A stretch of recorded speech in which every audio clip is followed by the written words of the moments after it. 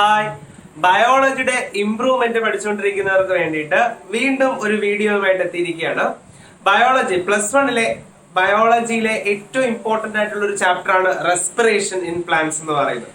So ആ റെസ്പിറേഷനകത്ത് നമുക്ക് വളരെ പ്രധാനമായിട്ട് പഠിക്കാനുള്ള ഒരു ടോപ്പിക്കാണ് ഗ്ലൈക്കോളിസിസും ക്രെബ്സ് സൈക്കിളും. സോ ഇത് രണ്ടും നമ്മൾ ഈ ഒരു വീഡിയോയിലൂടെ പഠിച്ചെടുക്കാൻ ശ്രമിക്കുകയാണ്. അപ്പോൾ നോക്കാം നമുക്ക് എന്താണ് ഈ പ്രോസസ്സുകൾ. നോക്കൂ, നമ്മൾ എന്തിനാണ് ആഹാരം കഴിക്കുന്നത്? നമുക്ക് എനർജി കിട്ടാൻ വേണ്ടിയിട്ട്. ഇതുപോലെ തന്നെയാണ് ചെടികളായാലും ആഹാരം പ്രിപ്പയർ ചെയ്യുന്നത് അവർക്ക് എനർജിയുടെ ആവശ്യത്തിന് വേണ്ടിയിട്ടാണ്. അപ്പൊ അവർ ആദ്യം ചെയ്യുന്നത് ഈ ഗ്ലൂക്കോസിനെ അവര് എനർജി ആയിട്ട് മാറ്റാനായിട്ട് ശ്രമിക്കും. ഗ്ലൂക്കോസിനെ എനർജി ആയിട്ട് മാറ്റാൻ രണ്ട് വഴികളുണ്ട്. ഒന്ന് എയറോബിക് റെസ്പിറേഷൻ, ഒന്ന് അനൈറോബിക് റെസ്പിറേഷൻ. അപ്പോ ഗ്ലൂക്കോസിനെ എനർജി ആക്കി മാറ്റാൻ രണ്ട് വഴികളുണ്ട്. ഒന്ന് എയറോബിക് റെസ്പിറേഷൻ, അടുത്തത് അനൈറോബിക് റെസ്പിറേഷൻ. എയറോബിക് ആയാലും അനൈറോബിക് ആയാലും ഈ രണ്ട് പ്രോസസ്സിലും നടക്കുന്ന ഒരു കോമൺ സ്റ്റെപ്പ് ഉണ്ട്. ആ കോമൺ സ്റ്റെപ്പാണ് ഗ്ലൈക്കോളിസിസ്. സോ ഗ്ലൈക്കോളിസിന്റെ പ്രത്യേകത that is common four aerobic and anaerobic. ഈ രണ്ട് പ്രോസസ്സുകൾക്കും കോമൺ ആയിട്ടുള്ള സ്റ്റെപ്പാണ്, കോമൺ പാത്വേ ആണ് ഏതെന്ന് പറയുന്നത് ഗ്ലൈക്കോളിസിസ് എന്ന് പറയുന്നത്. ഇതിൽ എയറോബിക് റെസ്പിറേഷൻ നേരെ പിന്നെ പോകുന്നത് ക്രെബ്സ് സൈക്കിളിലേക്കാണ്. അനൈറോബിക് റെസ്പിറേഷൻ പോകുന്നത് ഫെർമെന്റേഷനിലേക്കാണ്. ഈ ഫെർമെന്റേഷൻ തന്നെ രണ്ട് രീതിയിൽ നടക്കും. ഒന്ന് ലാക്റ്റിക് ആസിഡ് ഫെർമെന്റേഷൻ, രണ്ടാമത്തത് alcohol fermentation. Lactic acid fermentation നടക്കുന്നത് നമ്മുടെ മസിൽ സെല്ലുകളിലാണ്, എന്നാൽ ആൽക്കഹോൾ ഫെർമെന്റേഷൻ നടക്കുന്നത് ഈസ്റ്റുകളിലാണ്. അങ്ങനെയാണ് നമുക്ക് എഥനോളും കാർബൺ ഡൈ ഓക്സൈഡും കിട്ടുന്നത്. ലാക്റ്റിക് ആസിഡ് ഫെർമെന്റേഷനിലാണ് ലാക്റ്റിക് ആസിഡ് പ്രൊഡ്യൂസ് ചെയ്യുന്നത്. ഈ രണ്ട് പ്രോസസ്സിലും എനർജി പ്രൊഡ്യൂസ് ചെയ്യുന്നുണ്ട്. പക്ഷെ ഈ രണ്ട് പ്രോസസ്സിനും ഓക്സിജന്റെ ആവശ്യം ഇല്ല. അപ്പൊ ഓക്സിജൻ ആവശ്യമില്ലാത്തത് കൊണ്ടാണ് ആ റെസ്പിറേഷൻസിനെ എന്തെന്ന് വിളിക്കുന്നത്? അനൈറോബിക് എന്ന് വിളിക്കുന്നത്. Which does not need oxygen. Oxygen വേണ്ട എങ്കിൽ അനൈറോബിക് എന്ന് വിളിക്കും. അപ്പൊ സ്വാഭാവികമായിട്ടും എയറോബിക്കിന് എന്ത് വേണം? ഓക്സിജൻ വേണം. അപ്പൊ ഓക്സിജൻ വേണ്ട റെസ്പിറേഷൻസിനെ വിളിക്കുന്ന പേരാണ് എയറോബിക് റെസ്പിറേഷൻ. അത് നടക്കുന്നത് ക്രെബ്സ് സൈക്കിൾ വഴിയാണ്. അപ്പൊ ഇതാണ് ഒരു ഔട്ട്ലൈൻ. ഇങ്ങനെയാണ് കാര്യങ്ങൾ സംഭവിക്കുന്നത്. അപ്പൊ രണ്ട് റെസ്പിറേഷൻ ആയാലും കോമൺ ആയിട്ട് നടക്കുന്ന സ്റ്റെപ്പാണ് ഗ്ലൈക്കോളിസിസ്. അപ്പൊ ഗ്ലൈക്കോളിസിസ് മുഖ്യമാണ്. അപ്പൊ നമുക്ക് ഗ്ലൈക്കോളിസിസ് ആദ്യം പഠിക്കാം. ഗ്ലൈക്കോളിസിസ് എന്ന് പറഞ്ഞു കഴിഞ്ഞാല് ഗ്ലൂക്കോസിനെ പാർഷ്യലി ഓക്സിഡൈസ് ചെയ്ത് പൈറുവിക് ആസിഡ് ആക്കി മാറ്റുന്ന സ്റ്റെപ്പിനെയാണ് ഗ്ലൈക്കോളിസിസ് എന്ന് വിളിക്കുന്നത്. അപ്പൊ ഗ്ലൂക്കോസിനെ പാർഷ്യലി ഓക്സിഡൈസ് ചെയ്ത് പൈറുവിക് ആസിഡ് ആക്കി മാറ്റുന്നു. പൈറുവിക് ആസിഡ് ഒരു 3 കാർബൺ കോമ്പൗണ്ട് ആണ്. അപ്പൊ 2 പൈറുവിക് ആസിഡ് ആണ് നമ്മളിവിടെ പ്രൊഡ്യൂസ് ചെയ്തെടുക്കുന്നത്. സോ നോക്കാം നമുക്ക് എങ്ങനെയാണ് ഈ പ്രോസസ് മുന്നോട്ട് പോകുന്നത്. സോ ഗ്ലൈക്കോളിസിസിനകത്ത് ഫസ്റ്റ് സ്റ്റെപ്പ് എന്ന് പറയുന്നത് ഗ്ലൂക്കോസിനെ നമ്മൾ ആദ്യം പൊട്ടിക്കും, അതിലേക്ക് ഫോസ്ഫറസ് ആഡ് ചെയ്യും. അങ്ങനെ ഗ്ലൂക്കോസ് 6 ഫോസ്ഫേറ്റ് ആയിട്ട് മാറും. ഈ ഗ്ലൂക്കോസ് 6 ഫോസ്ഫേറ്റിലേക്ക് പിന്നെ നമ്മൾ ഐസോമറൈസേഷൻ ചെയ്യും. ഗ്ലൂക്കോസിന്റെ ഐസോമറിക് ഫോം ആണ് ഫ്രക്ടോസ്. അങ്ങനെ അത് ഫ്രക്ടോസ് 6 ഫോസ്ഫേറ്റ് ആയിട്ട് മാറും. ഈ ഫ്രക്ടോസ് 6 ഫോസ്ഫേറ്റിലേക്ക് വീണ്ടും നമ്മൾ ഫോസ്ഫറസ് ഗ്രൂപ്പ് ആഡ് ചെയ്യും. അപ്പൊ 2 ഫോസ്ഫറസ് അതിൽ ആഡ് ചെയ്യപ്പെടും. അപ്പൊ അത് ഫ്രക്ടോസ് 1,6 ബിസ് ഫോസ്ഫേറ്റ് ആയിട്ട് മാറും.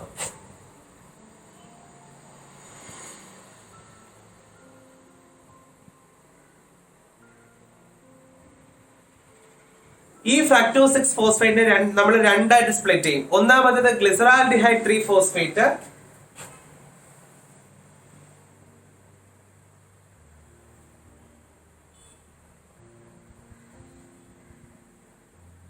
പിന്നെ ഒന്നുള്ളത് ഡൈഹൈഡ്രോക്സി അസറ്റോൺ ഫോസ്ഫേറ്റ്.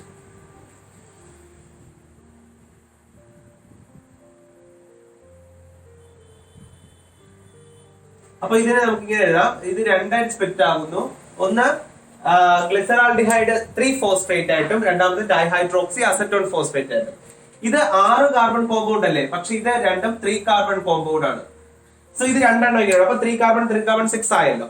അപ്പൊ ഇതാണ് ഗ്ലിസറാൽഡിഹൈഡ് 3 ഫോസ്ഫേറ്റ്. ഇത് തന്നെയാണ് അപ്പുറത്ത് ഡൈഹൈഡ്രോക്സി അസറ്റോൺ ഫോസ്ഫേറ്റ്. അതിന് സംഭവിക്കുന്നത് തന്നെയായിരിക്കും ഇപ്പുറത്ത് സംഭവിക്കുന്നത്. അപ്പൊ നമ്മളിവിടെ എല്ലാം ഇനി 2 ഇൻറ്റു ഇട്ട് പോകുന്നത് അതുകൊണ്ടാണ്. സോ ഇപ്പൊ ഇതൊരു മനസ്സിലായല്ലോ. Glucose, glucose 6 phosphate, fructose 6 phosphate, fructose 1,6 bisphosphate. അത് രണ്ടായിട്ട് സ്പ്ലിറ്റ് ആവുന്നു. ഗ്ലിസറാൽഡിഹൈഡ് 3 ഫോസ്ഫേറ്റ്, ഡൈഹൈഡ്രോക്സി അസറ്റോൺ ഫോസ്ഫേറ്റ്. ഈ ഇപ്പൊ ഉണ്ടായിരിക്കുന്ന ഗ്ലിസറാൽഡിഹൈഡ് 3 ഫോസ്ഫേറ്റിനെ നമ്മൾ വീണ്ടും ഇതിനെ റെഡ്യൂസ് ചെയ്യും. ഇതിനെ റെഡ്യൂസ് ചെയ്യുകയും ഒപ്പം ഫോസ്ഫറസ് ആഡ് ചെയ്യുകയും ചെയ്യും. അപ്പോ ആൽഡിഹൈഡ് ആസിഡ് ആയിട്ട് മാറും റെഡ്യൂസ് ചെയ്യുമ്പോൾ. എന്നിട്ട് ഒരു ഫോസ്ഫറസ് കൂടി ആഡ് ചെയ്യുമ്പോൾ നമുക്ക് ഇങ്ങനെ എഴുതാം 1,3 ബിസ്ഫോസ്ഫോ ഗ്ലിസറിക് ആസിഡ്.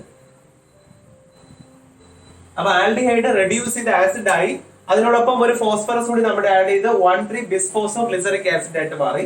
ഇത് രണ്ടെണ്ണം ഉണ്ടാവും, കാരണം ഇപ്പുറത്ത് ഇത് തന്നെയാണ് സംഭവിക്കുന്നത്. സോ 1,3 ബിസ്ഫോസ്ഫോ ഗ്ലിസറിക് ആസിഡ് ഉണ്ടായി. ഇതിൽ നിന്ന് നമ്മൾ ഒരു ഫോസ്ഫറസിനെ പുറത്തെടുക്കും. അപ്പോൾ അത് phospho glyceric acid 3 phospho glyceric acid ആയിട്ട് മാറും. കാരണം ഒരു ഫോസ്ഫറസ് പോയി, അപ്പൊ it becomes 3 phospho glyceric acid. 3 phospho glyceric acid. അപ്പോ ഇപ്പൊ നമ്മുടെ ഗ്ലിസറാൽഡിഹൈഡ് 3 ഫോസ്ഫേറ്റ് ആദ്യം 1,3 ബിസ്ഫോസ്ഫോ ഗ്ലിസറിക് ആസിഡ് ആയി റെഡ്യൂസ് ചെയ്തിട്ട് പിന്നെ അത് 3 ഫോസ്ഫോ ഗ്ലിസറിക് ആസിഡ് ആയി. അപ്പൊ അതിൽ നിന്ന് ഫോസ്ഫറസ് പുറത്തേക്ക് വരും. സോ നമുക്കിവിടെ 2 into എന്ന് എഴുതാം. അപ്പൊ ഇതിലെല്ലാം 2 into എഴുതുന്നത് രണ്ടിടത്തും ഇത് സംഭവിക്കുന്നു എന്ന അർത്ഥത്തിലാണ്. ഇനി അതിനുശേഷം നമുക്ക് ഇപ്പൊ കിട്ടിയിരിക്കുന്ന 3 ഫോസ്ഫോ ഗ്ലിസറിക് ആസിഡിനെ നമ്മൾ റെഡ്യൂസ് ചെയ്ത് വീണ്ടും അതിനെ ഫോസ്ഫോ ഗ്ലിസറേറ്റ് ആക്കി മാറ്റും. 2 ഫോസ്ഫോ ഗ്ലിസറേറ്റ് ആക്കി മാറ്റും.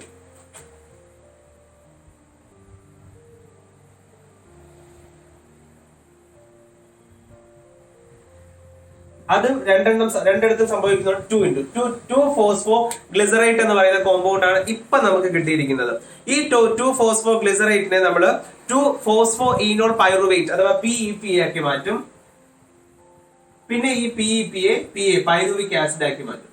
സോ ഇങ്ങനെയാണ് നമ്മൾ പൈറുവിക് ആസിഡ് പ്രൊഡ്യൂസ്. അപ്പൊ PEP എന്തായിട്ട് മാറും? പൈറുവിക് ആസിഡ് ആയിട്ട് മാറും. അപ്പൊ 2 പൈറുവിക് ആസിഡ് ആയിരിക്കും നമുക്ക് ലാസ്റ്റ് കിട്ടുന്നത്. ഇതും 2 into ഫോസ്ഫോ ഇനോൾ പൈറുവേറ്റ് ആണ്. ലാസ്റ്റ് അത് 2 പൈറുവിക് ആസിഡ് ആയിട്ട് മാറും. സോ ഇതാണ് നമ്മുടെ ഗ്ലൈക്കോളിസിസ് എന്ന് പറയുന്ന സ്റ്റെപ്പ്. അപ്പൊ ഒന്നുകൂടി പറയാം. Glucose 6 phosphate, fructose 6 phosphate, fructose 1,6 bisphosphate. അത് രണ്ടായിട്ട് സ്പ്ലിറ്റ് ആകും. ഗ്ലിസറാൽഡിഹൈഡ് 3 ഫോസ്ഫേറ്റും ഡൈഹൈഡ്രോക്സി അസറ്റോൺ ഫോസ്ഫേറ്റും. ഗ്ലിസറാൽഡിഹൈഡ് 3 ഫോസ്ഫേറ്റ് നമ്മൾ 1,3 ബിസ്ഫോസ്ഫോ ഗ്ലിസറിക് ആസിഡ് ആയിട്ട് മാറും. പിന്നീട് അത് റെഡ്യൂസ് ചെയ്ത് 3 ഫോസ്ഫോ ഗ്ലിസറിക് ആസിഡ് ആകും. പിന്നീട് അത് 2 ഫോസ്ഫോ ഗ്ലിസറേറ്റ് ആകും. അത് പിന്നെ ഫോസ്ഫോ ഇനോൾ പൈറുവേറ്റ് ആകും. പിന്നീട് അവസാനം പൈറുവിക് ആസിഡ് ആകും.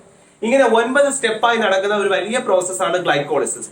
ഇവിടെ ഏറ്റവും പ്രധാനപ്പെട്ട ചോദ്യം എന്തായിട്ട് മാറുന്നു എന്നുള്ളതാണ്. ഗ്ലൂക്കോസ് പൈറുവിക് ആസിഡ് ആയിട്ട് മാറും. ഇതിനിടയിൽ ഒത്തിരി ചേഞ്ചസ് നടക്കുന്നുണ്ട്. ATP പ്രൊഡക്ഷനും NADPH പ്രൊഡക്ഷനും യൂസും ഒക്കെ നടക്കുന്നുണ്ട്. ടെക്സ്റ്റിൽ അതെല്ലാം കൃത്യമായിട്ട് തന്നിട്ടുണ്ട്. അപ്പൊ ഈ സൈക്കിൾ ഒരു പ്രാവശ്യം എഴുതി പഠിക്കുക. ഇതിനകത്ത് എവിടെയൊക്കെയാണ് ATP NADP ചേഞ്ചുകൾ ഉള്ളതെന്നുള്ളത്.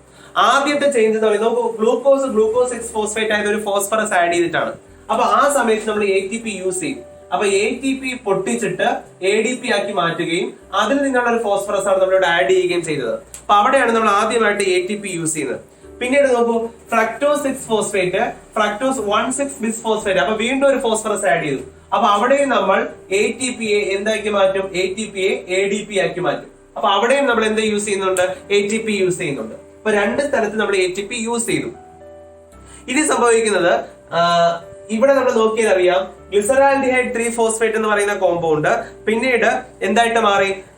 ട്രയോസ് ബിസ്ഫോസ്ഫേറ്റ് ആയിട്ട് മാറി അല്ലെ? ട്രയോസ് ബിസ്ഫോ, അതായത് 1,3 ബിസ്ഫോസ്ഫോ ഗ്ലിസറിക് ആസിഡ്. അപ്പൊ അവിടെ റിഡക്ഷൻ നടന്നു. റിഡക്ഷൻ സംഭവിക്കുമ്പോൾ ഹൈഡ്രജൻ ആവശ്യമാണ്. അപ്പൊ നമ്മൾ ചെയ്യുന്നത് NAD പ്ലസിനെ അല്ലെങ്കിൽ റിഡക്ഷൻ അവിടെ സംഭവിക്കുമ്പോൾ NAD പ്ലസ് NADH ആയിട്ട് മാറും. സോ NAD പ്ലസ് NADH ആയിട്ട് മാറും. സോ അവിടെ ആദ്യമായിട്ട് NADH പ്രൊഡക്ഷൻ സംഭവിക്കുകയാണ്. അങ്ങനെയാണ് ഏറ്റവും എനർജി റിച്ച് 3 ATPക്ക് തുല്യമാണ് ഒരു NADH. അപ്പൊ ആദ്യമായിട്ട് ഒരു NADH ഉണ്ടാകുന്നത് ആ ഒരു സ്റ്റെപ്പിലാണ്. അതിനുശേഷം 1,3 bisphospho glyceric acid 3 phospho glyceric acid ആകുമ്പോൾ ഒരു ഫോസ്ഫറസിനെ നമ്മൾ എടുത്ത് കളഞ്ഞു. ആ ഫോസ്ഫറസിനെ ADP സ്വീകരിക്കും. സ്വീകരിച്ചിട്ട് അതെന്തായിട്ട് മാറും? ATP. അപ്പൊ ആദ്യമായിട്ട് ATP പ്രൊഡക്ഷൻ നടക്കുന്നത് ഇവിടെ വെച്ചിട്ടാണ്. അങ്ങനെയാണ് ATP ആദ്യമായിട്ട് സിന്തസൈസ് ചെയ്യപ്പെടുന്നത്. ഇനി 3 ഫോസ്ഫോ ഗ്ലിസറിക് ആസിഡ് എന്ന് പറയുന്ന കോമ്പൗണ്ട് ആണ് നമുക്ക് അതുവഴി കിട്ടുന്നത്. ഇത് പിന്നീട് ഫോസ്ഫോ ഗ്ലിസറേറ്റ് ആയിട്ട് മാറി. ആ ഫോസ്ഫോ ഗ്ലിസറേറ്റ് ആയിട്ട് മാറിയതിനു ശേഷം ഈ ഫോസ്ഫോ ഗ്ലിസറേറ്റ് എന്തായിട്ട് മാറി? ഫോസ്ഫോ ഈനോൾ പൈറുവേറ്റ് ആയിട്ട് മാറി.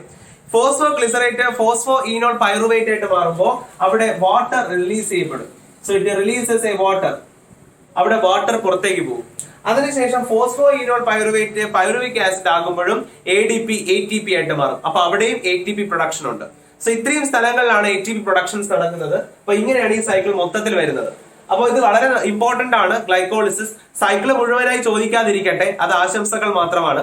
ചോദിച്ചിട്ടുള്ള വർഷങ്ങളുമുണ്ട്. അപ്പൊ അതുകൊണ്ട് നല്ല രീതിയിൽ നോക്കി വെച്ചിരിക്കുക ഗ്ലൈക്കോളിസിസ് എന്ന് പറയുന്ന സൈക്കിൾ അല്ല, പ്രോസസ്, സ്റ്റെപ്പ് ബൈ സ്റ്റെപ്പ്. ഇവിടെ ഏറ്റവും പ്രധാനപ്പെട്ട ചോദ്യം, ഈ ഗ്ലൈക്കോളിസിസ് പ്രോസസ്സിന് മറ്റൊരു പേര് കൂടിയുണ്ട്. It is also called EMP pathway. അത് കണ്ടുപിടിച്ച സയന്റിസ്റ്റുകളുടെ പേരിൽ ഇതിനെ EMP പാത്വേ എന്നും അറിയപ്പെടുന്നുണ്ട്. That is Embden, Meyerhof and Parnas. ഈ 3 പേര് ചേർന്നിട്ടാണ് ഈ ഗ്ലൈക്കോളിസിസ് കണ്ടെത്തിയത്. അതുകൊണ്ട് അതിനെ EMP പാത്വേ എന്ന് വിളിക്കുന്നുണ്ട്. അതിനേക്കാൾ പ്രധാനപ്പെട്ട എടുത്ത ക്വസ്റ്റ്യൻ ആണ് ഇത് എവിടെയാണ് നടക്കുന്നത് എന്നുള്ളത്. ഗ്ലൈക്കോളിസിസ് നടക്കുന്നത് നമ്മുടെ സൈറ്റോപ്ലാസത്തിലാണ്. സൈറ്റോപ്ലാസത്തിലാണ് ഏത് നടക്കുന്നത്? ഗ്ലൈക്കോളിസിസ് നടക്കുന്നത്. ഇത്രയുമാണ് ഗ്ലൈക്കോളിസിസിൽ ഓർത്ത് വെച്ചിരിക്കേണ്ടത്. പാർഷ്യൽ ഓക്സിഡേഷൻ ഓഫ് ഗ്ലൂക്കോസ് ആണ് സംഭവിക്കുന്നത്. അങ്ങനെ അത് 2 പൈറുവിക് ആസിഡ് ആയിട്ട് മാറുന്ന കോമൺ പാത്വേ ആണ്. കോമൺ പാത്വേ ആർക്കൊക്കെ? എയറോബിക്കിനും അനേറോബിക്കിനും രണ്ടിനും കോമൺ ആയിട്ടുള്ള പാത്വേ ആണ് ഏതെന്ന് പറയുന്നത്? ഗ്ലൈക്കോളിസിസ് എന്ന് പറയുന്നത്. ഈ ഗ്ലൈക്കോളിസിസ് കഴിഞ്ഞാൽ പിന്നെ നമ്മുടെ പൈറുവിക് ആസിഡിനെ എയറോബിക്കിലേക്കോ അനേറോബിക്കിലേക്കോ കൊണ്ടുപോകും. അനേറോബിക്ക് നമ്മൾ നോക്കി. ഇനി എയറോബിക്കിലേക്ക് കൊണ്ടുപോകുമ്പോൾ എന്ത് സംഭവിക്കും? എയറോബിക്കിലേക്ക് കൊണ്ടുപോകുന്നതാണ് ക്രബ് സൈക്കിൾ അഥവാ വളരെ ഇമ്പോർട്ടന്റ് ആയിട്ട് സിട്രിക് ആസിഡ് സൈക്കിൾ എന്ന് പറയുന്നത്. നോക്കാം, അത് പഠിക്കാൻ ഒരു എളുപ്പ വഴി പറഞ്ഞുതരാം.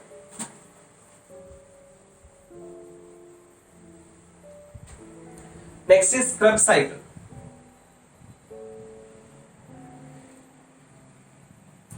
ക്രബ് സൈക്കിൾ അഥവാ സിട്രിക് ആസിഡ് സൈക്കിൾ നോക്കാം, അല്ലെങ്കിൽ ട്രൈ കാർബോക്സിലിക് ആസിഡ് സൈക്കിൾ എന്ന് നമ്മൾ വിളിക്കാറുണ്ട്. സോ നമ്മുടെ ഗ്ലൂക്കോസ് ഇപ്പൊ എന്തായിട്ട് മാറി?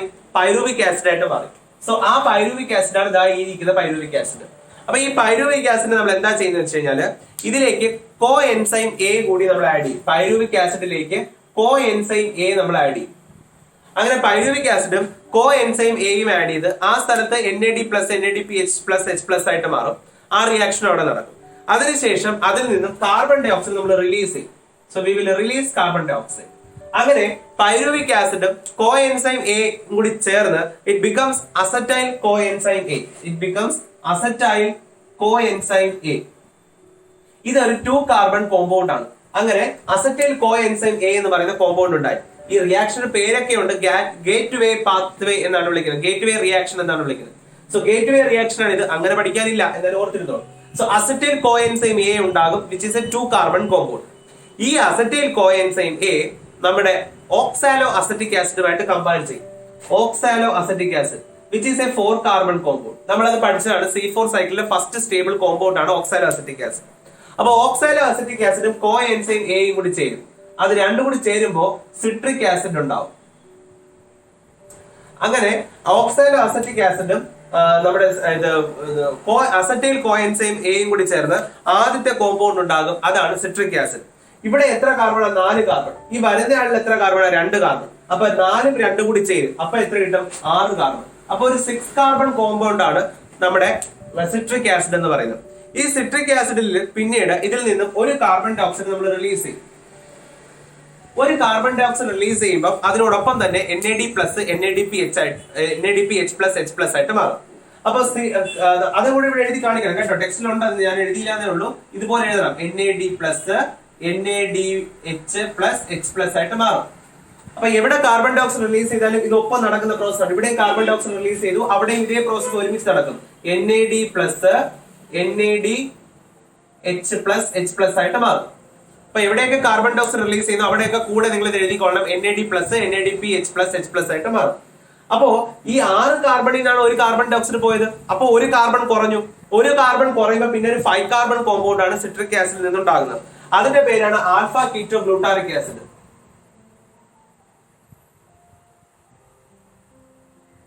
ഇതിനിടയിൽ ആക്ച്വലി ഐസോസിട്രിക് ആസിഡ് ഉണ്ട്. അവിടെ നിന്നാണ് പിന്നെ ഇത് വരുന്നത്. നമുക്കതിപ്പോ വലിയ സൈക്കിൾ ഇപ്പൊ പഠിക്കാനില്ല. അപ്പൊ ആൽഫ കീറ്റോ ഗ്ലൂട്ടാറിക് ആസിഡ് ആണ് ഉണ്ടാകുന്നത്, which is A 5 carbon compound. 5 carbon compound. ഈ 5 കാർബൺ കോമ്പൗണ്ടിൽ നിന്ന് വീണ്ടും കാർബൺ ഡൈ ഓക്സൈഡ് റിലീസ് ചെയ്യും. സോ ഇതിൽ നിന്ന് വീണ്ടും എന്ത് സംഭവിക്കും? കാർബൺ ഡൈ ഓക്സൈഡ് റിലീസ് ചെയ്യും. അപ്പൊ നമ്മൾ പറഞ്ഞു കാർബൺ ഡൈ ഓക്സൈഡ് റിലീസ് ചെയ്താൽ കൂടെ നിങ്ങൾ എഴുതേണ്ട ഒരു റിയാക്ഷൻ ആണ് NAD+ഉം NADH+ഉം. അപ്പൊ NAD+ എന്തായിട്ട് മാറും? NADH++H+ ആയിട്ട് മാറും. സോ ആ റിയാക്ഷൻ അവിടെ നടക്കും. അപ്പൊ അങ്ങനെ കാർബൺ ഡൈ ഓക്സൈഡ് റിലീസ് ചെയ്തപ്പോൾ 5 കാർബണിൽ നിന്ന് വീണ്ടും ഒരു കാർബൺ പോയി. വീണ്ടും ഒരു കാർബൺ പോയി കഴിഞ്ഞാൽ പിന്നെ അത് എത്രയേ ഉള്ളൂ? 4 കാർബൺ കോമ്പൗണ്ടേ ഉള്ളൂ. അങ്ങനെ ഉണ്ടാകുന്ന 4 കാർബൺ കോമ്പൗണ്ട് ആണ് സക്സീനിക് ആസിഡ്. അങ്ങനെ നമുക്ക് എന്ത് കിട്ടി? ഒരു 4 കാർബൺ കോമ്പൗണ്ട് ആയിട്ടുള്ള സക്സീനിക് ആസിഡ് കിട്ടി. ഇവിടെ ഒരു കാര്യം കൂടി ശ്രദ്ധിക്കണം. ഈ സക്സീനിക് ആസിഡ് ഉണ്ടാകുന്ന സമയത്ത് ATP പോലെയുള്ള മറ്റൊരു കോമ്പൗണ്ട് ആണ് ADP. ഇവിടെ GDP. ആ GDP GTP ആയിട്ട് മാറും. GDP will become GTP. അങ്ങനെ GTP എന്ന് പറഞ്ഞാൽ ഇറ്റ് സിമിലർ ടു ATP പോലത്തെ ഒരു കോമ്പൗണ്ട് ആണ്. അങ്ങനെയാണ് നമുക്ക് succinic acid which is a 4 carbon compound അങ്ങനെ നമുക്ക് കിട്ടും. ഈ സക്സീനിക് ആസിഡ് പിന്നീട് നമ്മൾ മാലിക് ആസിഡ് ആയിട്ട് മാറും. അവിടെ കാർബൺ ഡൈ ഓക്സൈഡ് ഒന്നും റിലീസ് ചെയ്യില്ല, ജസ്റ്റ് മാലിക് ആസിഡ് ആയിട്ട് മാറും, which is also A 4 carbon compound. അപ്പൊ മാലിക് ആസിഡ് ഉണ്ടാവണമെങ്കിൽ അവിടെ കുറച്ച് എനർജി നമ്മൾ എനർജി പ്രൊഡക്ഷൻ കൂടി ചെയ്താണ് ചെയ്യുന്നത്. അങ്ങനെ അവിടെ നമ്മൾ ഉപയോഗിക്കുന്നത് NAD+ അല്ലെങ്കിൽ GTPയോ ATPയോ ഒന്നും അങ്ങനെയൊന്നും ഉള്ള ആൾക്കാരല്ല, വേറൊരാളാണ്. അതാണ് FADH. അപ്പൊ ആദ്യമായിട്ട് നമ്മൾ FADH2 ഉണ്ടാക്കുന്നത് ഈ ഒരു പ്രോസസ്സിലാണ്. അവിടെ FAD+നെ FADH2 ആയിട്ട് മാറ്റും. അപ്പൊ FAD+നെ FADH2 ആക്കി മാറ്റി. FADH2 എന്ന് പറയുന്നത് 2 ATPക്ക് തുല്യമാണ്. NADPH എന്ന് പറയുന്നത് 3 ATPക്ക് തുല്യമാണ്. GTP എന്ന് പറയുന്നത് 1 ATPക്ക് തുല്യമാണ്. FADH2 2 ATPക്ക് തുല്യമാണ്. അങ്ങനെയാണ് മാലിക് ആസിഡ് ഉണ്ടാകുന്നത്. മാലിക് ആസിഡിൽ നിന്ന് നമ്മൾ വീണ്ടും ഏത് നിർമ്മിച്ചെടുക്കും? Oxaloacetic acid, because they are 4 carbon compounds. അപ്പൊ അങ്ങനെ മാലിക് ആസിഡിൽ നിന്ന് വീണ്ടും ഓക്സാലോ അസറ്റിക് ആസിഡ് നമ്മൾ നിർമ്മിച്ചെടുക്കും. ആ സ്റ്റെപ്പിലും ഈ പറഞ്ഞതുപോലെ NADPH പ്രൊഡക്ഷൻ ഉണ്ട്. സോ NAD+ എന്തായിട്ട് മാറും? NADH+, അങ്ങനെ H+. അപ്പൊ അങ്ങനെ ഒരു പ്രോഡക്റ്റ് കൂടി നമുക്ക്. അപ്പൊ ഒത്തിരി എനർജി പ്രൊഡക്ഷൻ കണ്ടോ, എന്തുമാത്രം എനർജി പ്രൊഡക്ഷൻ അല്ലേ. ഇവിടെ NADPH ഉണ്ടാവുന്നുണ്ട്, ഇവിടെ NADH ഉണ്ടാവുന്നുണ്ട്, ഇവിടെ NADH ഉണ്ടാവുന്നുണ്ട്, GTP ഉണ്ടാവുന്നുണ്ട്, FADH2 ഉണ്ടാവുന്നുണ്ട്, ഇവിടെ ഒത്തിരി എനർജി. സോ ഇത്രയും അധികം എനർജി പ്രൊഡ്യൂസ് ചെയ്യുന്ന ഒരു സൈക്കിളാണ് ക്രബ്സ് സൈക്കിൾ എന്ന് പറയുന്നത്. ക്രബ്സ് സൈക്കിളില് ഉപയോഗിക്കുന്നത് സിട്രിക് ആസിഡ് ഉണ്ടാവുന്നത് കൊണ്ട് അതിനെ സിട്രിക് ആസിഡ് സൈക്കിൾ എന്ന് വിളിക്കാറുണ്ട്. അതുകൊണ്ടാണ് ട്രൈകാർബോക്സിലിക് ആസിഡ് സൈക്കിൾ എന്നൊക്കെ വിളിക്കുന്നത്. സോ ഇതാണ് നമ്മുടെ ക്രബ്സ് സൈക്കിൾ എന്ന് പറയുന്നത്. ഒന്നുകൂടി പറയാം. ആദ്യം പൈറുവിക് ആസിഡ് കോ എൻസൈം എയുമായിട്ട് ചേർന്ന് അസറ്റൈൽ കോ എൻസൈം എ ആകും. നമ്മുടെ acetyl coenzyme A oxaloacetic ആസിഡുമായിട്ട് ചേർന്ന് സിട്രിക് ആസിഡ് ആകും. Citric acid alpha ketoglutaric acid ആകും. Alpha ketoglutaric acid succinic acid ആകും. സക്സീനിക് ആസിഡ് മാലിക് ആസിഡ് ആകും. മാലിക് ആസിഡ് വീണ്ടും ഓക്സാലോ അസറ്റിക് ആസിഡ് ആയിട്ട് മാറും. ഇത് പഠിക്കാൻ ഒരു എളുപ്പ വഴി കൂടി പറഞ്ഞുതരാം. ഒരു കഥ പോലെ ഓർത്തു വെക്കാം. ഈ സൈക്കിൾ മാത്രം ഇത് പഠിച്ചു വെക്കാം. Pyruvic acid acetyl coenzyme oxaloacetic acid. Ox എന്ന് വെച്ചാൽ എന്താ? കാള. ഒരു കാളയോട്ട മത്സരം നടക്കാൻ പോവുകയാണ്. പക്ഷെ കാള എത്ര പറഞ്ഞിട്ട് കാള ഓടുന്നില്ല. അപ്പൊ നമ്മൾ കുറച്ച് നാരങ്ങ വെള്ളം കൊടുത്തു. കാളയ്ക്ക് കുറച്ച് നാരങ്ങ വെള്ളം കൊടുത്തു. നാരങ്ങ വെള്ളം എന്ന് പറഞ്ഞാൽ എന്താ? Citric acid. അതാണ് സിട്രിക്. അപ്പൊ ഓക്സാലോ അസറ്റിക് ആസിഡ് സിട്രിക് ആസിഡുമായി. ഈ നാരങ്ങ വെള്ളം കൊടുത്തിട്ടും ഈ കാള ഓടുന്നേ ഇല്ല. പിന്നെ ഇനി അറ്റകൈ പ്രയോഗം എന്ന് പറയുന്നത് ഒരു ചാട്ട വാർട്ട് നമ്മൾ ഒരു അടി കൊടുത്തു. ചാട്ട വാറാണ് ഇതാ ഇരിക്കുന്നത് കണ്ടോ, ആൽഫ. അപ്പൊ ആൽഫ കീറ്റോഗ്ലൂട്ടാറിക് ആസിഡ്. അപ്പൊ ചാട്ട വാർട്ട് ഒരു അടി കൊടുത്തു. അപ്പൊ അത് കുണുണ ഓടാൻ തുടങ്ങി. അങ്ങനെ നമ്മുടെ കാള എന്ത് ചെയ്തു? അടിപൊളിയായിട്ട് ഓടിയപ്പോഴാണ് ഈ അടി കൂടി കിട്ടി ഓടിയപ്പോഴത്തേക്ക് ജയിച്ചു, സക്സസ്. അതാണ് അടുത്തത് സക്സീനിക് ആസിഡ്. ഒരാൾ ജയിച്ചു വന്നാൽ നമ്മൾ എന്ത് ചെയ്യും? മാലയിട്ട് സ്വീകരിക്കും. അതാണ് മാലിക് ആസിഡ്. അപ്പൊ ഇങ്ങനെ ഓർത്തു വെക്കാവുന്നതേ ഉള്ളൂ നിങ്ങൾക്ക് ഇത്.